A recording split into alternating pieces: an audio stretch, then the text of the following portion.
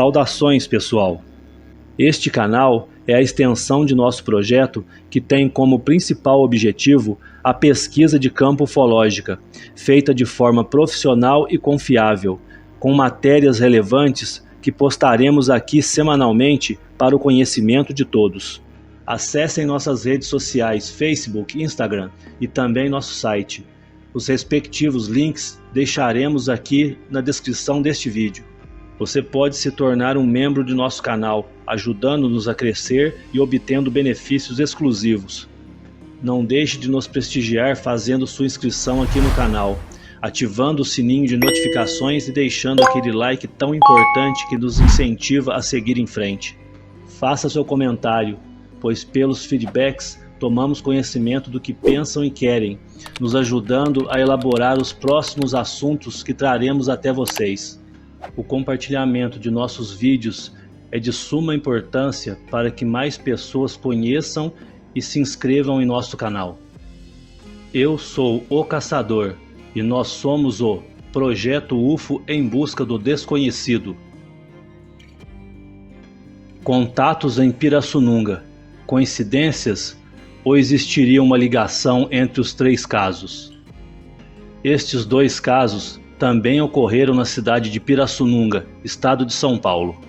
Um no dia 6 de fevereiro de 1969, mesmo dia em que Tiago Machado, o protagonista de nosso vídeo anterior, vivenciava um contato em meio a uma mata com seres estranhos, tripulantes de uma nave desconhecida, e outro no dia 12 de fevereiro, a exatos 6 dias após as duas primeiras ocorrências.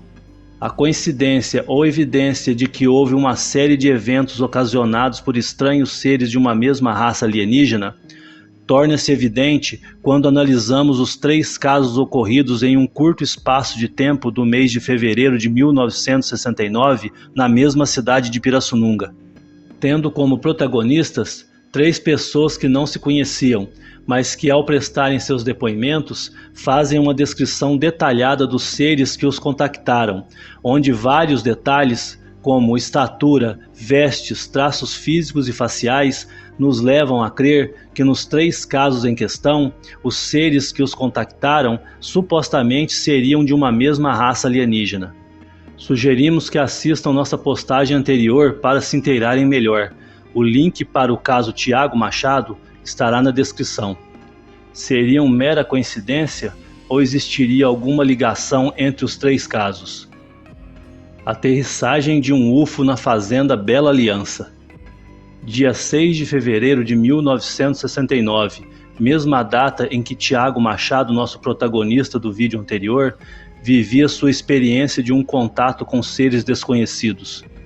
Neste mesmo dia, o administrador da fazenda Bela Aliança, situada a 8 quilômetros do centro da cidade de Pirassununga, o senhor José Antônio Fioco, logo ao cair da noite, ouviu grunhidos dos porcos e uma certa agitação vinda do chiqueiro próximo à casa. Colocando-se a caminho para ver o que poderia estar acontecendo por lá.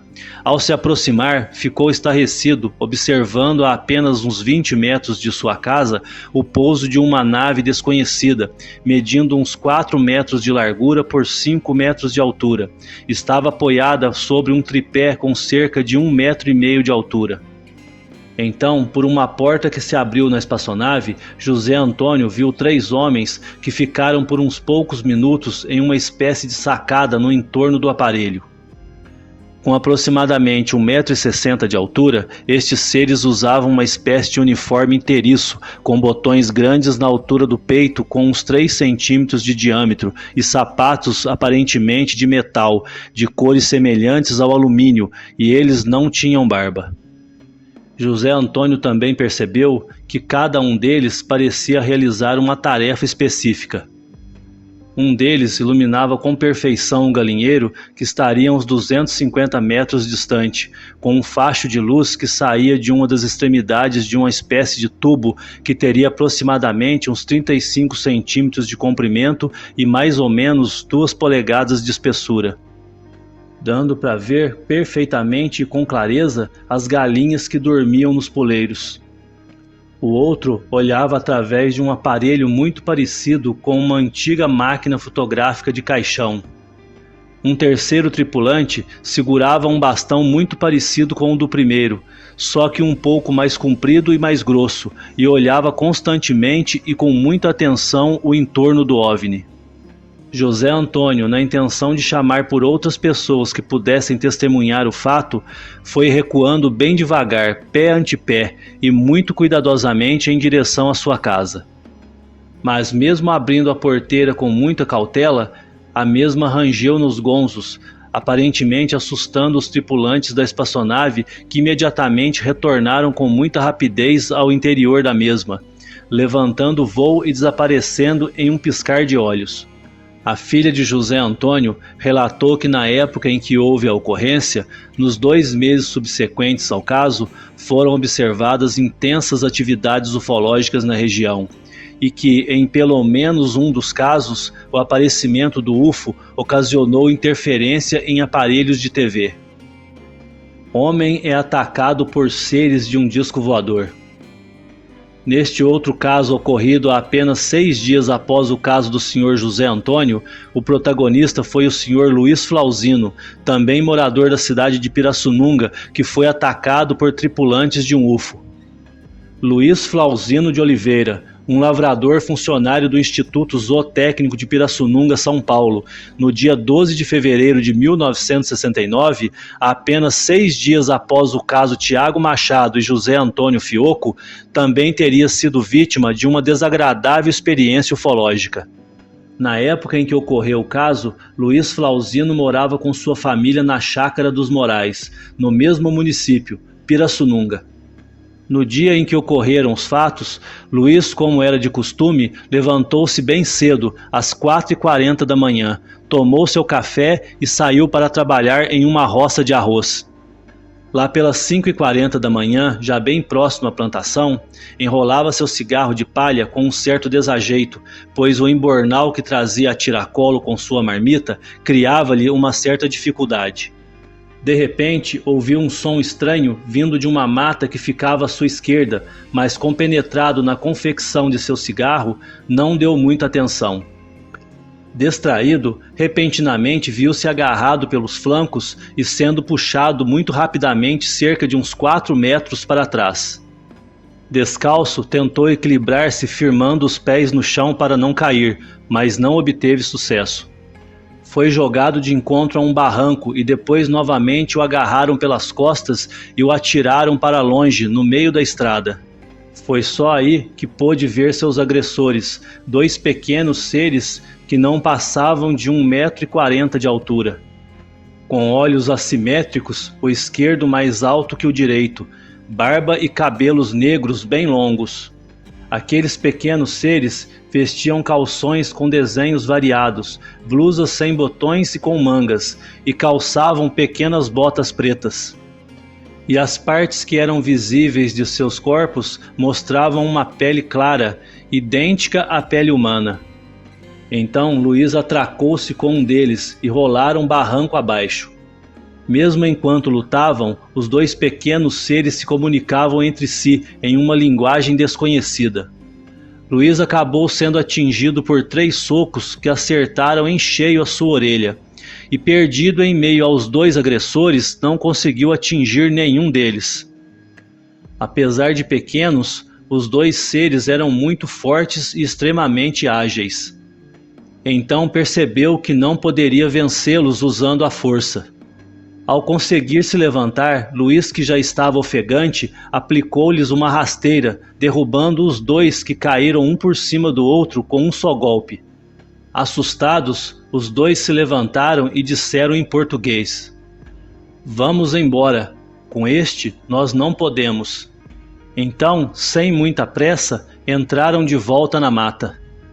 Mais confiante e querendo dar-lhes o troco, o lavrador então dispôs-se a persegui-los. Segundo as palavras do lavrador, ele iria pegá-los e amarrá-los um ao outro com seus próprios cabelos. Mas a mata era fechada e cheia de cipós emaranhados que dificultavam a caminhada, e por isso, mesmo com toda a pressa, Luiz não conseguia alcançá-los. E assim os 2 iam se distanciando, mesmo andando calmamente, caminhando com muita facilidade sem a necessidade de romper um cipó sequer. Um detalhe muito intrigante aconteceu quando, em meio à luta, após Luiz ter aplicado a rasteira nos dois seres, mandou que seu cachorro de nome Nervoso, que o acompanhava e era muito esperto e obediente, atacasse os seus agressores. O cachorro imediatamente partiu para cima dos dois pequenos seres, mas antes que chegasse até os homenzinhos, caiu no chão uivando e ganindo. E mesmo depois que os seres já tinham desaparecido, o cachorro continuou rolando no chão, parando apenas de ganir e uivar. O cachorro só conseguiu se acalmar e levantar-se, ainda com dificuldades, depois que Luiz pegou o embornal que estava no chão. O cão parecia estar tonto, dava apenas alguns passos e parava, enquanto Luiz seguiu o caminho para o seu trabalho. Somente após 2 quilômetros de caminhada, seu cachorro o alcançou, apesar de ainda apresentar uma certa tontura. Luiz encontrou seu chefe na estrada, o Sr. Valdir Couto, pouco antes de chegar ao plantio. E ao contar o que houve, Valdir pediu que voltasse até a cidade e fizesse um boletim de ocorrência na delegacia de polícia. Mas antes que chegasse à cidade, Luiz foi alcançado de carro pelo Dr. Claude, que já estaria a par de tudo o que acontecera e então ofereceu-lhe uma carona. Na delegacia, em companhia do Dr. Claude e mais 5 policiais, Luiz relatou tudo o que havia ocorrido. Ao voltar com a polícia até o local onde ocorreram os fatos, foram encontrados vestígios da luta. Apesar dos esforços, os policiais, ao tentarem entrar na mata, não conseguiram andar por mais de 8 metros, tamanha era o emaranhado de cipós. Nervoso o cachorro, desde o dia da ocorrência, evitava passar pelo local. Ele contornava a estrada passando por outro lado quando chegava perto do local da luta. Inexplicavelmente, este cachorro morreu 1 mês após o incidente. Dona Maria Vital de Oliveira, a esposa de Luiz Flauzino, ao ser questionada, respondeu que seu marido teria saído antes das 5 horas da manhã e só voltou para casa à noite, irritado, com a orelha vermelha porque havia levado uns tapas no ouvido. Não esqueçam de se inscrever em nosso canal e deixar seu like. Acessem nossas redes sociais Facebook, Instagram e nosso site. Não percam o vídeo Projeto UFO Muito Mais Que um Simples Canal e conheçam tudo sobre o nosso projeto. O link estará na descrição deste vídeo. Seja você também um membro do canal Projeto UFO em busca do desconhecido. Basta clicar no botão Seja Membro, nos ajudando a ficar cada vez mais fortes, para que possamos trazer conteúdos cada vez melhores, em altíssimos níveis, do jeito que você merece. Estamos buscando incentivos financeiros para a compra dos equipamentos necessários para efetuarmos nossas pesquisas de campo. Por isso, abrimos espaço para a entrada de parceiros comerciais. Venha fazer parte deste grupo sendo um de nossos parceiros anunciantes e anuncie conosco.